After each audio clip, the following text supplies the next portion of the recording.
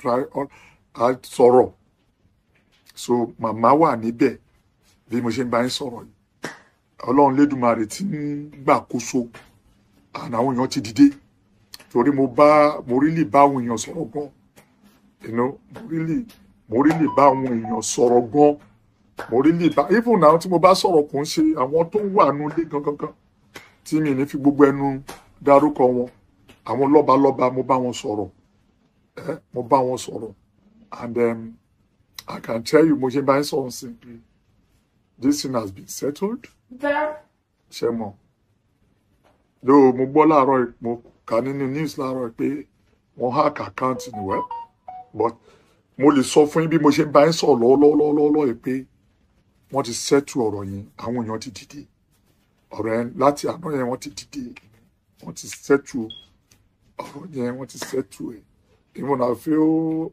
about almost 2 hours ago mi ní sọ tí mo bá sọ̀rọ̀ ṣe tó ní tó dúpẹ́ tó dẹ̀ ní bàbá náà ní kí n dúpẹ́ lọ́wọ́ gbogbo àwọn àgbáyé tó dá sí ọ̀rọ̀ yẹn pé ká dúpẹ́ lọ́wọ́ wọn so I can tell you authoritatively pé màmá wa wọ́n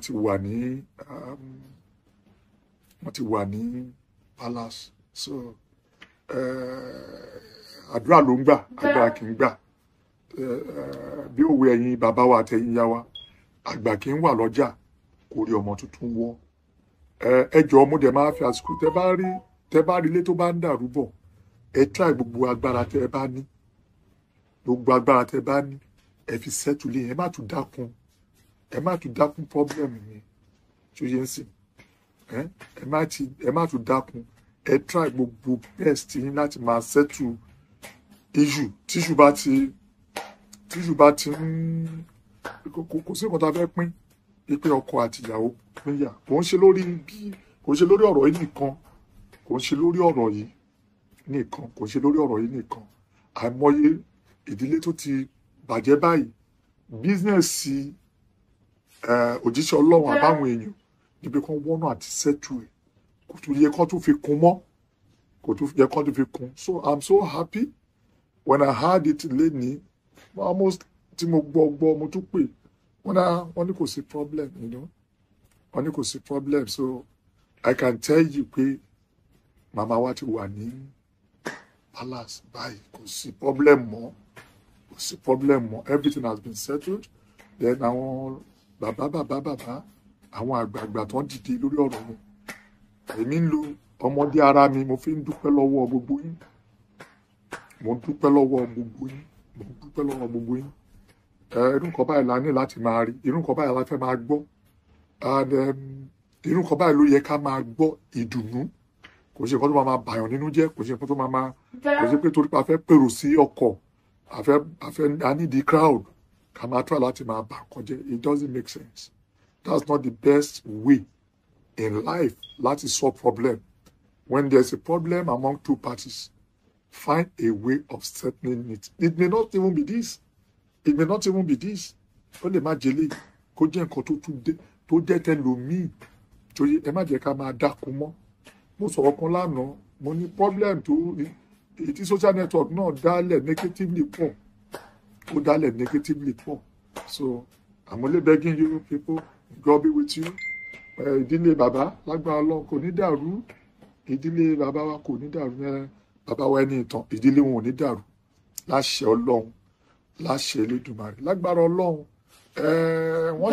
màmá sì máa bíbejì wọ́n máa bíbejì ọkùnrin mo ti sọ yẹn darí láàárọ̀ yìí ọkùnrin ni wọ́n máa bí ṣóyè sìn wọ́n wá tó bá fẹ́ parí ọmọ bíbí wọn wọ́n á fi obìnrin wọ́n á fi gbà nídìí so that praise the Lord tó bá tún máa bí tó bá máa tú bímọ báyìí wọ́n á pọ̀ tún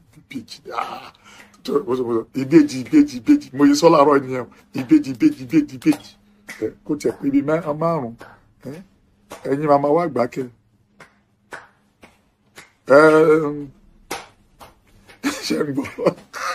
ṣe rí gbogbo tẹ́ ẹ̀ sọ yẹn ẹ jẹ́ ń sọ nǹkan fún yín mo gbọ́ nǹkan tí Abigail Adéọlá sọ sí ọ̀kẹ́ owó òkè mo mọ̀ jẹ́ kí n sọ̀kan fún yín inú ilé ẹ̀yin ò ṣé bí nǹkan tẹ̀yìn gbọ́ ń talẹ̀ yìí ẹ̀yin ò mọ ohun tó ń lọ nínú ilé ẹ̀yin ò mọ ohun tó ń lọ nínú ilé ẹ̀yin ò mọ ohun tó ń lọ nínú ilé bí ṣe rí bí yàn ṣe ó kọ̀ ìpé tí wọ́n bá di public figure ẹgẹ́ tẹ̀ ń sìn àtúnṣe dáadáa àti òṣè dáadáa wọ́n máa sọ̀rọ̀ gbogbo èèyàn ló love màmá wa Naomi gbogbo èèyàn pátá ló love màmá yẹn gbogbo èèyàn ló love ẹ jẹ́ kí wọ́n fún ní clip kan ohun tó máa ń lọ lórí social network nínú ayé ẹlòmíì kan ló ń lọ nínú ilé ẹ jẹ́ ká mọ̀ yẹn dáadáa ohun tó máa ń lọ nínú ilé tó lọ social network nígbà míì òun kọ́ ló ń lọ nínú ilé ẹlòmíì ẹ gẹ́ tiẹ̀ ń sìn ó ló jẹ́ pé mi ń dédé sọ̀rọ̀ ọ̀rọ̀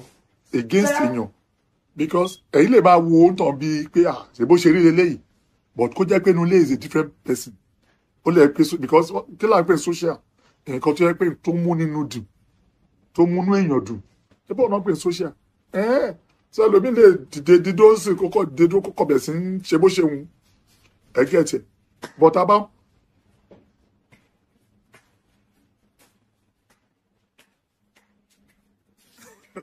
ok ó dáa mo ti gbọ́ èyí tó dùn ní pé tí mo fẹ́ kí gbogbo á mọ̀ ni pé lágbára Ọlọ́run eléyìn ò ní bàjẹ́ inú ilé wọn ò ní bàjẹ́ lágbára ti Ọlọ́run lágbára ti Elédùmarè ìwọ tó bá fẹ́ pè sórí program mi sí ó free o mo lè fún ẹ chance pé kó o pè torí bí o plan láti pẹ́ lórí program mi mo kàn fẹ́ wá fún yín ní update mi so o lè pè sórí program mi nísìnyí good afternoon jàre o lè pè 240-377-6387 240 ẹ̀yin tẹ́ bá wà láàdmí ẹ bá fi nọ́mbà mi sórí kí n pín ní.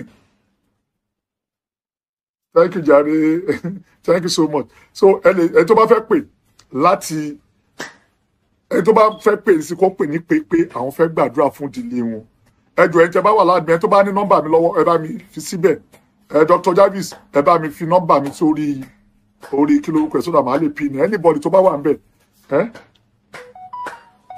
God bless you jàre Prince Adéyẹmí thank you so much amen o joyesin inú ilé wa gbọ́dọ̀ máa tòrò ní inú ilé wa gbọ́dọ̀ máa tòrò inú ilé wa gbọ́dọ̀ máa dùn ayọ̀ gbọ́dọ̀ máa kún inú ilé wa ni ó ti yé sìn ayọ̀ gbọ́dọ̀ máa kún inú ilé wa ni kò yẹ kó máa bàjẹ́ kò sílé tó kò sílé tó perfect ṣe gbà mí gbọ́ ṣá kò sí ilé kan tó perfect òun yẹn máa ń sọ fún àwọn ọkùnrin kọkùnrin máa ní sùúrù fún ìyàwó wọn obìnrin ò kọ kílẹ̀ ẹ̀ṣú láìláà obìnrin tó bá tí mọ obìnrin tó bá tí mọ wa obìnrin ẹ jọ̀ọ́ bá mi fi nọ́mbà mi sílẹ̀ ẹ bá mi fi nọ́mbà mi náà kí ló ṣẹlẹ̀ ẹ bá mi fi nọ́mbà mi sí ẹ bá fi nọ́mbà mi sí kí wọ́n ti ń bèrè nọ́mbà yẹn ṣòye ń ṣiṣẹ́ rí ìkọ̀kan ìsúrù tó ṣe rá àwọn obìnrin wọn ọkọ̀ kílẹ̀ ẹ̀ṣú láìláà tóbìnrin bá bẹ̀rẹ̀ sí bínú báyìí tó bá lọ́gbọ́n lórí o gbọ́dọ̀ máa bóbìnrin bínú o gbọ́dọ̀ sọ pé thank you jàre Abigail thank you ọ̀kẹ́wó so ti yé ń sìn I think mo máa ń sọ kíní kan gbogbo yàn ní ilé ayé tá a dé dúró sìn ní ilé ayé tá a dé dúró yìí thank you jàre Dr. Jarvis thank you. yà nọ́mbà yẹn mo ti pín nọ́mbà mi síbẹ̀ yẹn ẹ lè pè máa ń wù mí kẹ́ pè mí direct ni o kákọ̀ ọjọ́ finú wénú ṣe rí obìnrin ayé tá a wà ń sìn mo fẹ́ kí gbogbo àwọn understand especially ẹ̀yin ọkùnrin mo fẹ́ sọ obìnrin need liberty obìnrin wọ́n need liberty ayé ó ti yàtọ̀ sáyé ìgbà kan tó jẹ́ pé àwọn ọkùnrin lè kọrù lè sọ̀rọ̀ jókòó síbẹ̀ yẹn ayé sìn kò sí tó jọ bẹ́ẹ̀ mọ́ get it sìn so ẹ̀yin ọkùnrin ẹ máa ní sùúrù fún ìyá wa ó máa ràn wá lọ́wọ́ tí àwọn ìyá wa bá dẹ̀ ń complain nínú ilé tí ẹ bá ti lè study pé nǹkan tó ń complain lé lórí yìí ó ti ń ṣe kìíní ẹ listen sí wọn ẹ má kẹtì ikún sí wọn ẹ má sọ pé èwo lọ́jọ́ kọjá dé kí ni wọ́n mọ̀ irọ́ o àwọn ìyá wa mọ̀ ju táwọn ọkùnrin mọ̀ lọ ìdí ọ̀sán sí àwọn ìyá wa tẹ̀ ń wò yẹn wọ́n mọ̀ tí nǹkan bá fẹ́ bàjẹ́ okay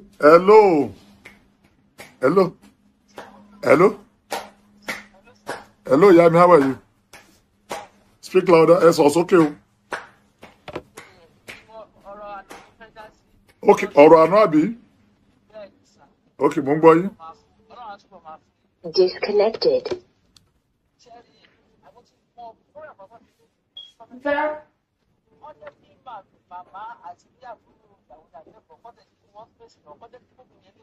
Ẹ má bínú dà pé ẹ má padà pè mí nìyẹn o.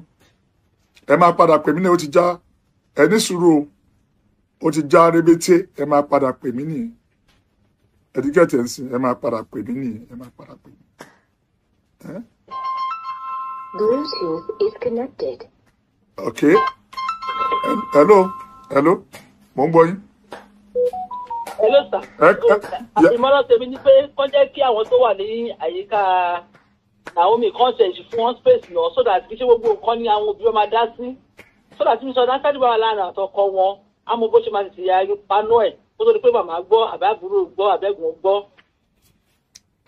Ẹ̀ṣẹ̀ rí yẹn. Ibi ńlá níbẹ̀ yẹn. So mi ò lè dá sáàrin yẹn anyway. Hello, Kọ́lá. Ìyá ni kò máa ta o, kò máa tẹ̀mí ti kọ́mẹ̀tì bẹ̀ pé àbí àwọn ẹbí ìyàwó ọ̀rọ̀wó rí ni. Rọ́rọ́rọ́rọ́ listen. Mi ìfẹ́ ìbúlò, mo ti sọ listen ya. Whenever you want to talk on my program, ẹ má bu èèyàn. Please and please. Hello, Kọ́lá. Ẹ má jẹ́ ká bú èbú bí o, mi ìfẹ́ kẹ́ bú anybody, please. Ẹ jọ̀ọ́. It's not about èbú. It's about how to move forward. Ẹ jẹ́ ká gbàdúrà fún ìdílé wọn ni kò jẹ́ pé ká tún máa bí èbú ẹ̀sìn kí ló pẹ̀ wọ́n ń ṣọmọdé. Bó bá yẹn sọ náà olórí gbogbo Yorùbá là ń sọ nípa ẹ̀ tẹ́ bá ní wọn mọ́lé wọn tó then something is wrong wọ́n mọ̀ tó. So issue pé wọn mọ́tò yẹn mi ò fẹ́ gbọ́ ẹ má jẹ́ ká sọ níbẹ̀. Anybody má bú ẹnì kankan lórí program wa please don't do that. Ọlọ́run ò fẹ́rù nǹkan bẹ́ẹ̀. Ṣó ti yé sìn Ọlọ́run ò fẹ́rù nǹkan bẹ́ẹ̀. So ẹ lè pe nọ́mbà mi sí 240-377-6387. Ẹ jẹ́ ká jọ gbé ọ̀rọ̀ yẹn wò 240-377-6387. 240 ṣe rí nǹkan kan wà tí mo rí lórí àwọn èèyàn. Ṣe rí ilé ayé yìí ẹ láti mọ bó ṣe ń dá sí ọ̀rọ̀. Àwọn bíbù tẹ́ ẹ sọ kò yẹ pé yà ń jẹ wọn náà. Kò ń ṣe pé ó ní pọ́blẹ̀mù wọn. Hello, Kọ́lá. Ẹ má bínú. Hello, sir. Ẹ ká sà. Ìyá mi ẹ ká sọ, máa ń bó láti ń pè. Láti Maryland. Oh, Maryland wá bí báyìí. Okay. Bẹ́ẹ̀ni, sà. Ẹ tẹ̀síwájú mọ́. Olúwa bá wa ju ìdílé yẹn mú. Àmín Jésù. Ẹni sùúrù. Ẹ mọ̀ pé Naomi kò wò lọ sílé ọkọ parí. Bẹ́ẹ̀ni. Mo dẹ̀ bí pé màmá ìlú yẹ kó máa tọ́ sọ́nà. Bẹ́ẹ̀ni. Ṣùgbọ́n ẹ̀mí sùúrù tí yàn fi ní endurance nílé ọkọ àwọn ogun ọ̀run á bá wa gbé wọ̀ torí pé kò sẹ́ni tí ò nífẹ̀ẹ́.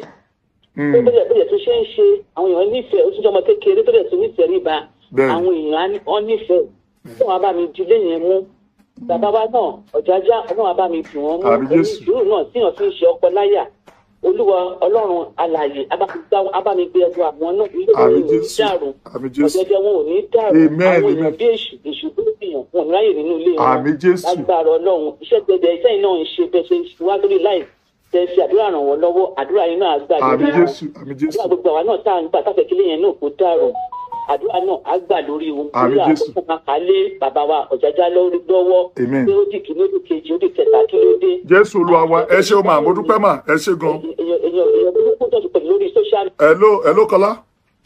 Hello. Yes. Èmi ni ẹ̀ka níbo la ti ń pè? Níbo la ti ń pè? Níbo la ti ń pè láti Nàìjà. Ok, eré àbó Nàìjà. Mo ń pè ní Èkó. Ok, tẹ̀síwájú náà ọ̀rọ̀ yín.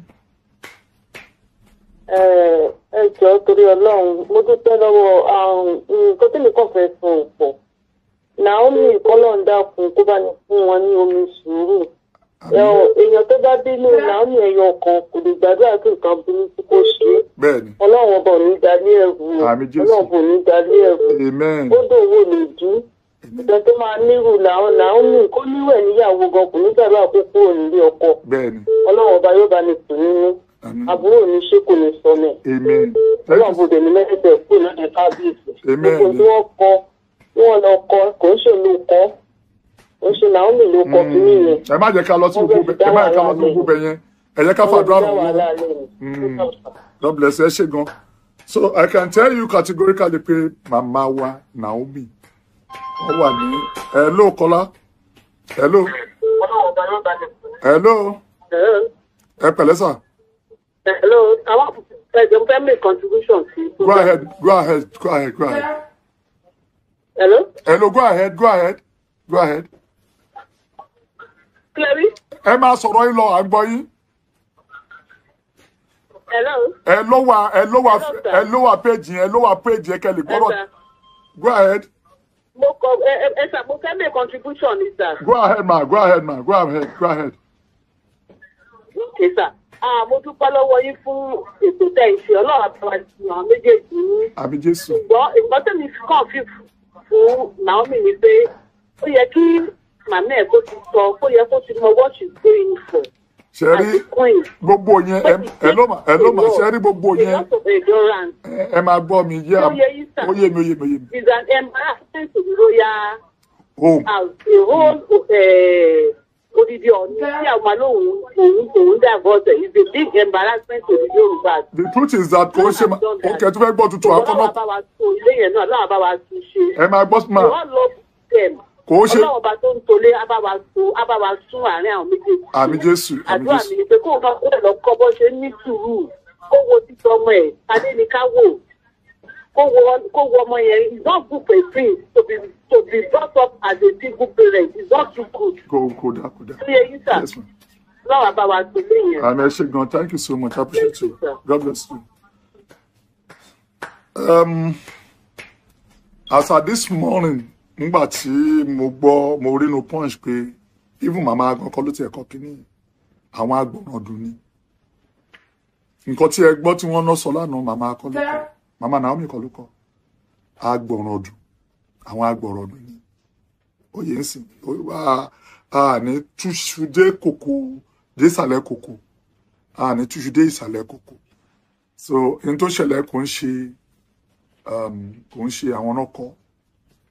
Mo lè sọ yẹn fún yín náà ẹ gbọ́ yẹn tòótọ́ a sọ ń lọ ṣóyè ń sìn but kò ń ṣe àwọn náà kọ́ kíní yẹn because mo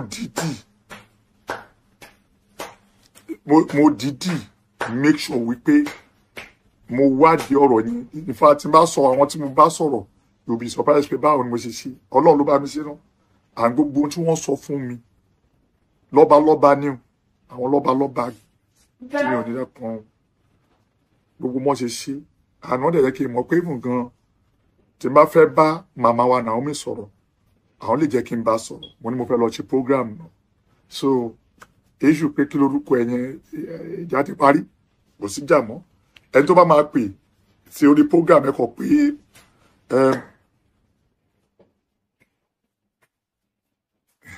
so yìí sì so ẹ má jẹ́ ká tún máa lọ ẹ ṣe mọ̀ nǹkan táwọn èèyàn máa ń láì láti gbọ́ ni that is not part of my system ṣe ó ṣe kó ṣe rí ẹjẹ́ ṣàṣírí kan fún yín ṣe fẹ́ gbóòótọ́ kan nípa ọkùnrin àtobìnrin ọkọ àti ìyàwó ṣe rí tí ọkọ àti ìyàwó bá ń jà ẹ jẹ́ fún yín nǹkan tó máa ń sábà ṣẹlẹ̀ kò ń ṣe lórí ọ̀rọ̀ yìí o ẹ má interpret ẹ o ṣé tọkọ àti ìyàwó bá ń jà ọkọ àròjọ lọ báyìí ìyàwó àròjọ lọ báyìí mo sọ̀rọ̀ kan lẹ́ẹ̀kan fún yín mo ní pé gbogbo nǹkan tó ń lọ lórí social media nígbà míì kò ń ṣe tó ń ṣẹlẹ̀ nulé ẹgbẹ́ kan mo sọ sí kò ń ṣe tó ń lọ nínú ilé ló máa ń ṣẹlẹ̀ lórí social media ńgbà míì kò ń ṣe ẹ lè picture yàn lórí social media kẹ́ fi judge ẹ̀ kẹ́ picture dó àwọn character kan tún wà àwọn character kan tún wà tó jẹ́ pé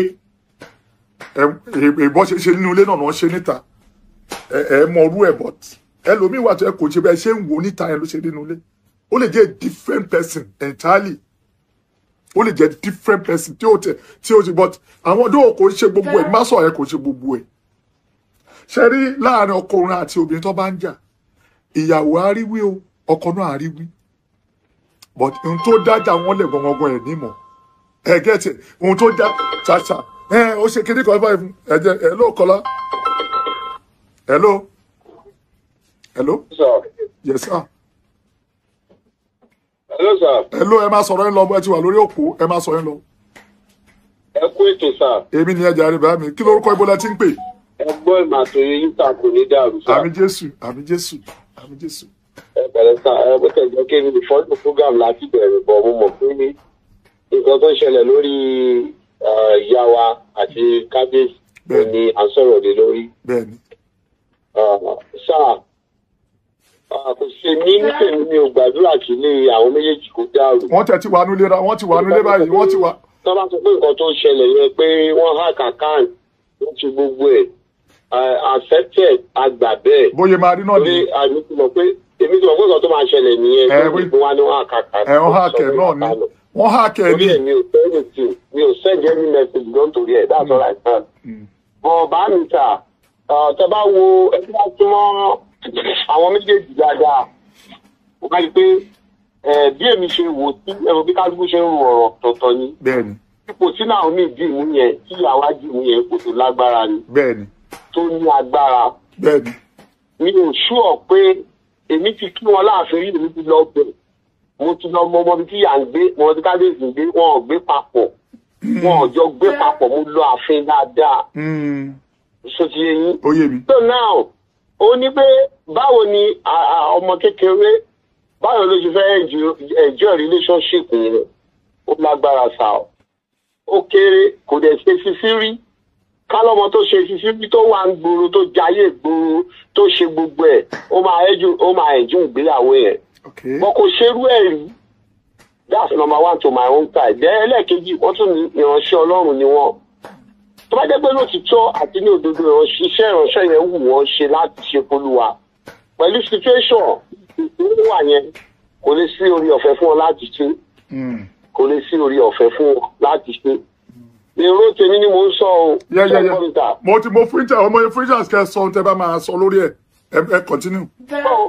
Eléyìí tí mo wá rí láti ni wípé now láti àná yẹn nǹkan báyẹn lọ lórí social media wọ́n dẹ̀ keep silent ní gbogbo àná títí di òní wọ́n keep silent àṣọ àgbọ̀láàrọ̀ wọ́n tẹ̀ ṣe few minutes the account has been hacked ẹ mọ̀ pé it's like big slap. Okay, alàgbà ẹ mọ̀ tí mo sọ fún yín ẹ máa gbọ́ sọ alàgbà ẹ jẹ́ fún ní clue kan ṣe rí bí ilé ayé ṣe rí ṣe mọ̀ pé ẹni tó máa níyàwó ní. Hello. Mo gbọ́ yín sá. Ṣe mọ̀ pé ẹni tó máa níyàwó ní. Bẹ́ẹ̀ni sá. Ṣe rí irú issue báyìí tó bá jáde lórí social media ṣe máa ní kọ́ṣì máa parọ́ ẹ̀ lọ lórí social media gẹ́gẹ́ bí ọkùnrin. Kò possible. Exactly, that's what is going on. No, ṣe mọ̀ pé ipò tó wà yẹn ó lágbára. Ẹ máa gbọ́ mi gbogbo nǹkan tó bá ń lọ láyé iná ọkọ̀ ni ọ̀ máa ń gbé wá síta wá sọ. Daddy mi sir, it is true. Ṣé rí wọ́n ti jẹ́ kẹ́ ẹ máa gbọ́ mi ẹ máa yẹ ká tún ẹ máa yẹ ká ẹ máa gbọ́ ẹ máa yẹ. Nígbà tí kápẹ́ tó grant interview. Ṣé rí ẹ máa yẹ ká grant ẹ máa yẹ ká try láti wà kò yẹ kó rí bẹ́ẹ̀ it's like a ṣe ń fọwọ́ aago sẹ́yìn. Àwọn méjì ti parí ìjà kò sí inú palace ní ìyàwó wà gbogbo nǹkan dẹ̀ ti ń lọ ohun tí mo fẹ́ kẹ́ ṣe fún mi nísìnyí pé ẹ fún ọládùúrà pé kí nǹkan má bàjẹ́ kí wọ́n máa dàgbà kọ́ kí ìyàwó máa bíbejì lọ ṣe rí sùn pé wọn ọ̀ṣọ́mọdé rí wọn ṣe kinní yẹn àárín àwọn àti ọkọ wọn ló wà kò sí tó kàn wá kí ilé wọn má ṣe àti dàrú kí gbogbo nǹkan dẹ̀ máa lọ bó yẹ kó máa lọ ohun tá a ní ìdùnnú àdúrà nìyẹn ó yá ẹ fàdúrà tí wọn mò ń gbọ́. A fi àdúrà tí ilé wọn ò ní dàrú. Àmín Jésù. Ọkàn wọn á dẹ̀ balẹ̀. Ọlọ́run tó ní ọjọ́ òní á gbà fún wọn. Àmín Jésù. Mo ṣe mọ̀ pé. Ẹ má lo bọ́ọ̀tì mọ́ ẹ má lo bọ́ọ̀tì mọ́ ẹ bá ṣe àti gbàdúrà bọ́ọ̀tì yẹn ẹ ti gbàdúrà ẹ má yẹ ká tún máa lọ ní ẹ ṣe rí there is one thing I want us to understand. Ẹ jẹ́ ká lẹ́yìn kìíní kan yìí tẹ wà lórí social media. Ẹ jẹ́ kí máa jọ máa lọ positively. Ẹ má máa jẹ́ ká máa lọ sí area negativity. Ṣé rí the spirit of tó máa lọ sí positively ó máa ń fi hàn ní progress but spirit of fi hàn ní negativity ó máa ń fi hàn ní retrogressive. So we just have to keep on thinking in a positive way. It is true. Kí ni ìṣẹ̀lẹ̀? We don't want it. God has intervened into it. Oda, bọ́lá ò bá wá gbà ńkọ́. Kí la fẹ́ ṣe? Hello, Kọ́lá. Hello. Hello. Hello, sir. ẹ pẹ̀lẹ́. Hello, sir. Hello, ma. Ẹ káàsán. Yes, ma. Ọ̀rọ̀ yẹn láfẹ́ dá sí, sir. Go ahead. Mo fún yín láṣẹ. Go ahead. Sherry, Daddy, with all due respect, Sherry, ó dàbẹ̀ ni pé ṣẹ̀dá máa ń tọrọ wa gan, àwọn èèyàn, a máa ń tọrọ wa gan. Okay. Gbogbo nǹkan tá à ń sọ, nobody is talking about life girl yẹn and how she's feeling. Nobody cares about her feelings now. Yeah. Kójú má tì mí, òun ló bà so many marriages jẹ́. Bẹ́ẹ̀ni. Kò yé yín. Ó yé mi. Kò sẹ́ni tó gbàdúrà kí marriage wọn dàrú. Kò dẹ̀ sẹ́ni tó wish wọn bẹ́ẹ̀ because tó a bá nírú ẹ̀ náà lábúrò, a bá ní lọ́mọ ẹ̀gbọ́n, a lè gbàdúrà kí nǹkan burúkú ṣẹlẹ̀ sí. Exactly. Ṣùgbọ́n ó ti ṣẹlẹ̀ náà.